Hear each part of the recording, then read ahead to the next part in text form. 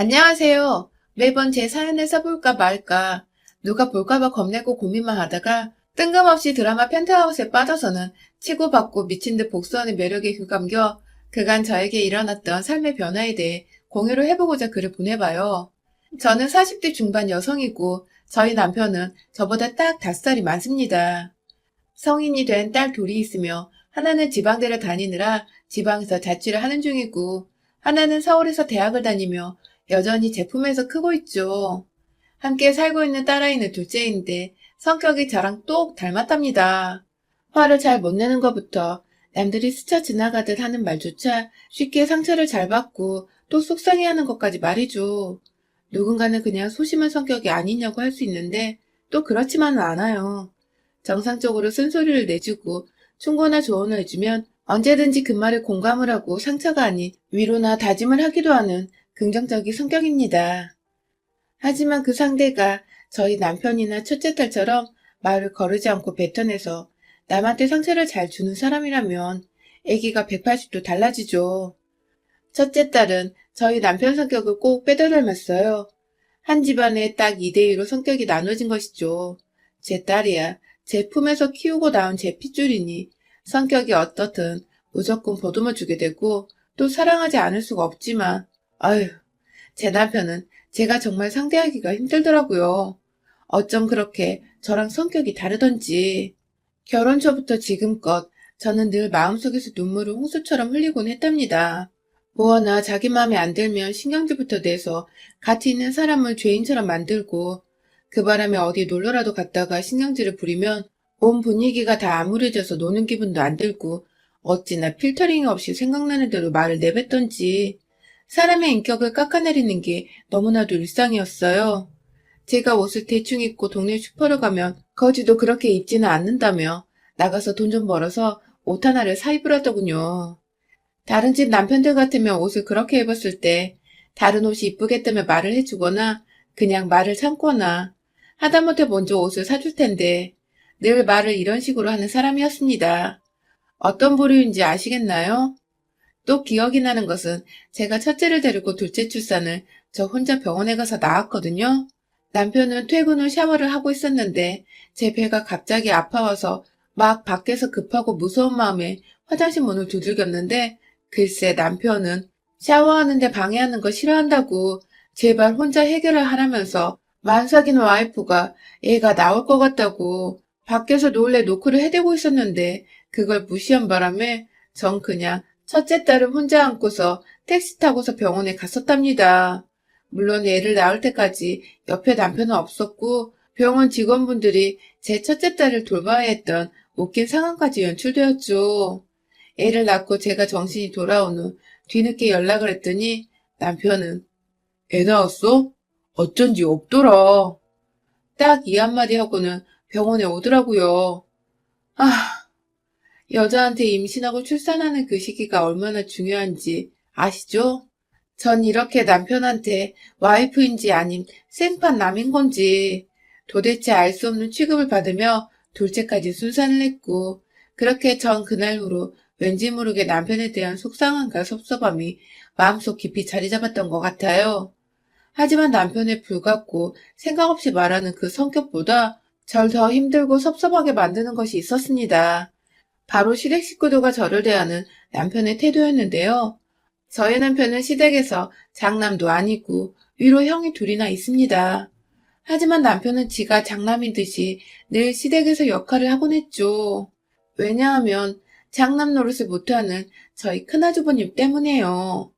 사실 큰아주버님은 잘못이 없습니다. 그 옆에 있는 저희 큰형님 탓이었죠. 왜냐하면 그 옆에는 정말 엄청난 쌍년이었거든요. 큰아주버님과도 어디 술집에서 만나 사고를 쳐서 혼전 임신으로 결혼을 한 큰형님은 저랑 동갑에다가 작은 형님보다 2살이 아래였어요. 뭐, 집안에서 며느리 노릇하는데 나이가 무슨 상관이겠냐면은 우리 집안에서만큼은 예외였습니다. 결혼하고 나서부터 큰아주버님 성격이 워낙 드셌어요. 정말 남편의 성격은 세 발의 피라고 할 수 있었을 만큼 큰아주버님은 뇌를 통째로 어디다 맡겨놓고 온 듯이 무개념의 무상식인 사람이었죠. 그런 사람과 결혼을 한 와이프다 보니 시어머님과 시아버님도 큰형님을 대하는 것에 어려워하는 듯 했습니다. 잘못했다가는 큰아주머님이 형님 편을 들면서 덜컥 화를 내버릴 게 뻔했기 때문이죠. 졸지에 시부모님이 자기 눈치를 보자 뭐가 그리 당당했던지 큰형님은 쭉 시댁에서 완전히 갑이 되어 있었죠. 솔직히 큰아주버님 성격이 좋지는 않았지만 자기 와이프 편을 확실히 들어주는 모습만큼은 늘 부러웠어요. 늘 형님은 제사를 지낼 때도 아프다고 혹은 바쁜 일이 있다면서 불참을 했고 제삿날뿐만 아니라 여러 시댁 행사가 있을 때에도 본인 일이 먼저라면서 늘 자리를 비웠어요. 중간에 시부모님이 한 번씩 아프셨을 때에도 나 몰라라 하는 바람에 작은 형님이 나서서 병원에 데리고 다니셨죠. 그게 좀 이상해 보였던 저는 작은 형님이 불쌍하다며 따라가 옆에서 도와드렸고요. 물론 큰 형님이라고 이 모든 일을 담당하고 해내야 할 의무는 없었지만 적어도 모두가 일을 분담하고 함께 해내야 할 순간까지도 나 몰라라 하시니 점점 저나 작은 형님의 불만이 쌓여갔습니다. 특히나 작은 형님은 큰 형님과 자주 부딪히면서 행동을 똑바로 하라는 식의 말싸움도 여러 번 하셨는데요. 결국 결론은 늘 똑같았어요. 큰형님은 말이 전혀 통하지 않는 사람이었기에 싸우고 불만을 제기해도 늘 제자리 걸음이었죠. 그렇게 살다 보니 작은 형님은 작은 아주버님과의 사이도 시댁 문제로 틀어져서는 거의 각방을 쓰시게 되었죠. 부부 사이가 좋지 못하니 시댁 일에는 더욱 소홀하기 시작하셨고 제가 나름 의지하고 있었던 작은 형님까지 시댁에서 모습을 감춰버리신 바람에 시댁의 일은 온전히 막내인 제가 떠맡게 되었습니다. 시어머니가 5년 전에 돌아가시면서 큰아주버님께 제사를 확실히 맡으시던지 혹은 정확히 나눠서 돌아가며 분담을 하자고 하다못해 제사 비용이라도 자식 셋이서 분담해 나누자고 확실히 말씀을 드렸지만 완곡히 거절을 당했고 남편은 제 말을 귓등으로 듣는 건지 자기 형이 싫다는데 억지로 시키지 말라며 그걸 자신이 하겠다고 가지고 왔어요. 그러니까 자기 형은 장남인데도 제사를 억지로 시키면 안 되고 지 와이프는 멋모르는 막내 며느리인데 시집 오면서 쭉 맏며느리 노릇을 하다가 시어머니 돌아가신 후에도 제사까지 억지로 시켜도 된다는 논리였죠. 정말 어마무시한 쌍놈이죠. 하지만 더 큰 문제는 그렇게 제사를 모두 가져왔으면 남편이 절 좀 도와주던가 아니면 몇 없더라도 시부모님이 가지고 계시던 재산 중 일부를 더 제사를 준비하는 값으로라도 혹은 수고비로라도 형님들이 저희한테 더 얹어줘야 하는 거 아닌가요? 그런데 이놈의 망할 남편이란 인간은 제사를 도와주기는커녕 1년에 한 6번 있는 저희 제사를 늘 불구경하듯 옆에서 지켜보기만 했고 형님들은 철저히 연락이 끊겨버린 바람에 저 혼자 딸과 함께 제사상을 모두 차려냈습니다. 중간에 시아버지도 혼자 시골집에 내버려두면 불안하다고 남편이 저하고 한 번의 상의도 없이 아버님을 집으로 데려온 바람에 전 시아버지를 모시고 살기까지 했어요. 그 후 3년 정도 돌아가시긴 하셨지만 아휴 참 어른들이 돌아가시기 전까지 케어하기란 정말 쉽지 않잖아요. 식비와 병원비, 간병비로 돈은 돈대로 드는데 형제들이나 형님들이나 아무도 고맙다 혹은 미안하다의 인사를 한 번은 안 하시니 참 외롭고 힘들더라고요. 덩달아 남편도 남의 일 마냥 저를 도와주기는커녕 무시하고 일이나 시켜대니 마음의 골병이 많이 들었던 시기였어요. 그 후로도 시아버님의 쥐뿔도 안 되던 조그맣던 그 재산은 결국 셋이서 딱 3등분을 해서 나눠 가졌고 저는 제사를 모시고 시부모님을 모신 수고비는커녕 수고했다는 인사도 생략당한 채 그대로 제사까지 혼자 떠맡았습니다. 제가 억지로 식구들의 불러 모아 함께 제사를 지내자고 하지 않은 이상은 그 누구도 저에게 먼저 연락을 하지 않았으며 또 제사를 지내는 것을 도와주려고 하지도 않았죠. 가장 제 옆에 있던 남편놈도 마찬가지였고요. 도움을 주긴커녕 늘 자기 부모한테 정성을 다해 제사를 지내라고. 안 그럼 부정 타서 안 한 것만 못한다고 면박을 주기 일쑤였어요. TV 뉴스에서 매번 제사상에 피자도 올리고 치킨도 올라간다는 신세대 방식의 제사 소식이 들려오면 마치 저 들으라는 듯이 저거 다 옆에 애들이 제사 지내기 귀찮아서 얘들한테 꼼수 부린 거야. 저런 년들을 와이프로 둔 남자들은 안 봐도 팔자가 뻔해. 나는 시계말을 늘어놓았고 그 때문에 저도 시어머니, 시아버지 좋아하시던 단팥빵 하나 올리기는커녕 늘 전통대로 양반 하나 없었던 평민 집안의 조상들을 위해 그놈의 전통을 따라 종류별의 과일과 나물, 육탕과 떡까지 모조리 다 준비를 해 올려야 했습니다. 물론 저 혼자 혹은 귀하디 귀한 제 딸의 손을 빌려 함께 말이죠. 며느리들이 둘이나 더 있는데 내 딸이 이 제사를 도와야 한다니 엄마된 마음으로 정말 눈에서 매번 욕이 튀어나왔어요. 그런데 하루는 저희 딸이 왜 이렇게까지 정성을 쏟냐고, 아빠도 안 알아주는데 누가 알아준다고 이 힘든 제사를 고생하며 최선을 다하냐고 저한테 답답하고 속상하다고 하소연을 하더군요. 딸이 옆에서 보기에 엄마가 너무 호구 같고 불쌍해서 답답해 보였나 보더라고요. 전 결코 의도한 게 아니고 그냥 결혼해서 다른 며느리들이 아무도 안 하니 저라도 어찌 해야겠어서 제 도리, 제 의무라고 하고 있었던 것인데 제 딸이 봐도 호구 같다니 정말로 제 인생에 확 진절머리가 나고 절 이렇게 만든 남편 새끼가 미워서 뜯어 죽이고 싶더라고요. 결국 중간에서 형제들 간의 해결을 제대로 못한 남편의 잘못이 10의 8알이란 생각이 들었습니다. 물론 제 도리를 안 한 다른 형제들의 안하무이는 잘못도 있었지만 말이죠. 그날 후 다음 제사에서는 반드시 나머지 두 형제들 그리고 형님들까지 모조리 불러내 절이라도 한 번은 올리도록 준비한 거 고맙단 소리 한 번을 듣거나 그냥 아무도 인정해주지 않으면 다 때려치기라도 해야겠다는 마음을 먹었어요. 한마디로 이것들이 날 호구로 보고 있었는지 아니면 속으로라도 미안하고 고마운 마음을 가지고 있었는지 확인을 해보기로 한 것이었죠. 그리고 다음 제사가 다가오기 무려 한 달 전 저는 남편을 통해서 형님과 아주버님들께 연락을 하려다가 역시나 도와주지 않고 제사는 혼자 알아서 하라는 개소리를 시전하는 남편을 무시한 채 직접 전화를 걸었습니다. 그리고는 큰형님이고 작은형님이고 그 남편들한테까지 말했어요. 제사를 지내야 하니 한 달 후 제삿날의 약속은 비워놓으라고 말이죠. 뭐 예상했던 대로 모두들 바쁘다 혹은 못 간다는 갖가지 핑계를 대면서 회피했고 둘째 형님만큼은 저한테 미안하다고 그런데 첫째 형님 꼴 보기 싫어서 만나고 싶지가 않다는 솔직한 대답을 해주셨어요.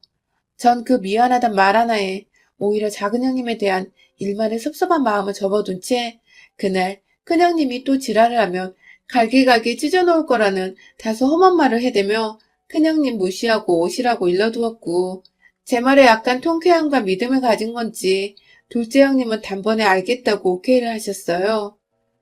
한동안 큰형님네 부부를 집으로 오게 하려고 부단히 노력했어요.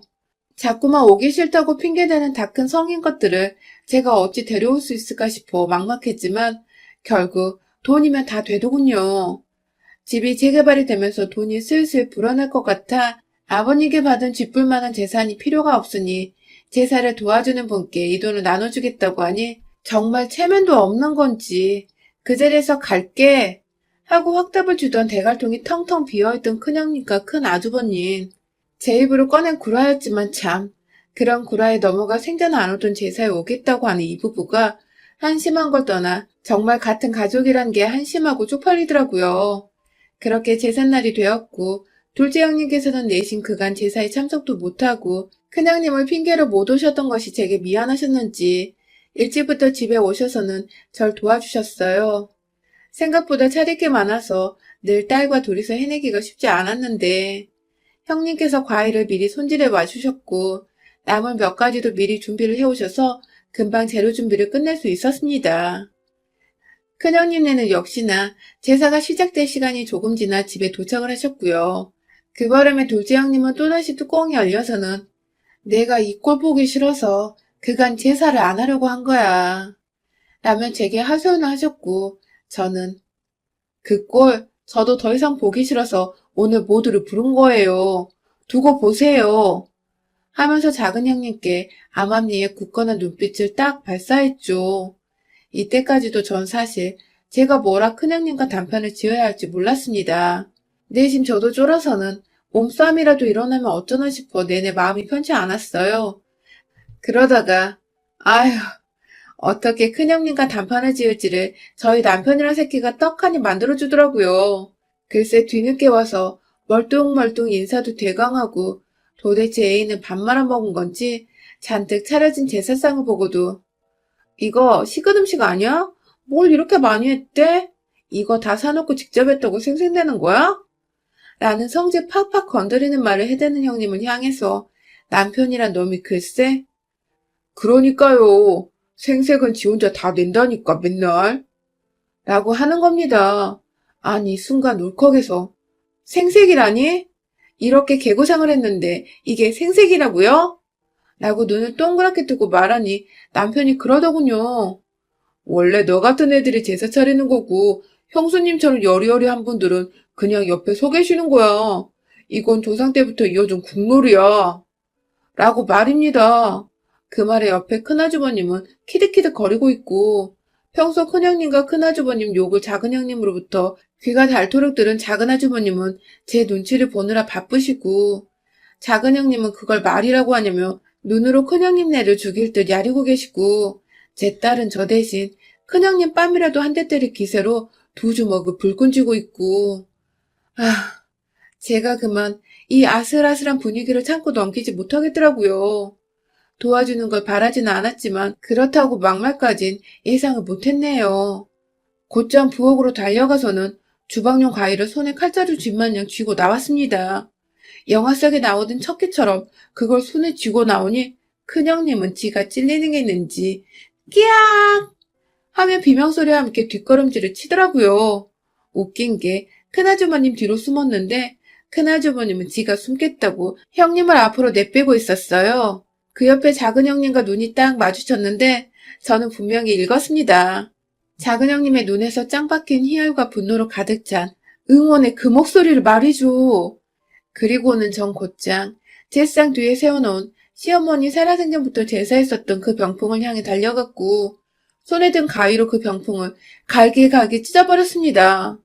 손으로 한번 푹 찍은 뒤에 조금만 힘을 줘서 아래로 잡아당기니 병풍은 정말 힘없는 종이 마냥 흐물흐물 찢어졌어요.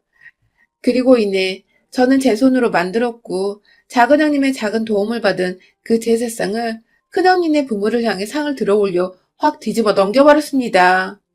상을 아예 형님네 부부 쪽으로 밀어 던지는 바람에 두 사람은 제사 음식을 덤탱이 쓴 것과 동시에 상에 맞아서 뒤로 쓰러지더군요.